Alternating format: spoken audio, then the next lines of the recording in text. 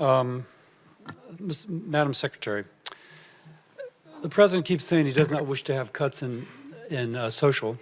Is he aware that under current law, when the program goes broke in 9 years, that there will be a 24% benefit cut for those who are current recipients? Is he aware of that?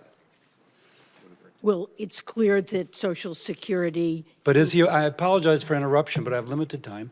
Is the President aware that when social goes broke in 9 years, under current law, there's a 24% cut in benefits for people who are currently receiving? If we don't do anything about it, I think that's about right. But okay, let me the ask. President wants to strengthen Social Security. In and the make sure that doesn't $4.5 happen. trillion of taxes the President has proposed, are any of those taxes going to shore up Social Security? I actually know that answer. The answer is of the $4.5 trillion in taxes he has proposed, not a dime is going to shore up Social Security. Does the President know personally anybody who is dependent upon Social Security, and if their benefits are cut by 24%, they will slide into poverty? It's hard for you to know, so I'll give you a pass on that. The President knows many people on Social Security. Then why doesn't the President care? He cares very deeply. Then where is his plan? He stands ready to work with That's Congress a lie, to address. because when a bipartisan group of senators has repeatedly requested to meet with him about social, so that somebody who is a current beneficiary will not see her benefits cut by 24%, we have not heard anything on our request. And we've made multiple requests to meet with the President. Now, you can't comment on that, I realize that, but that is a fact. And if you've been told to say he stands ready to meet, I will tell you there's absolutely no evidence, because we have not gotten our meeting. Well, I believe the President does stand ready to work Well, with again, Congress empirically, that is not to address true. this issue. Now, the President in the past has proposed increasing taxes on those making over $400,000 to pay for it. Although he's not made that formally, he has said that in the past. Now, he's also proposed to tax them more to pay for Medicare, and also to close the debt and deficit. So what would the rates have to be on that 2% of Americans who earn over $400K in order to do Medicare, the debt and deficit, and also to address our 75-year shortfall in Social Security?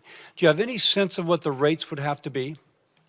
Well, he has proposed explicit increases in tax rates on very high income. But do you think it's realistic that he can pay for Medicare, debt and deficit, and also address a 75% shortfall in social, a 75-year shortfall in social, by only taxing, the only thing he's going to do is to lay higher taxes on those who make more than 2%?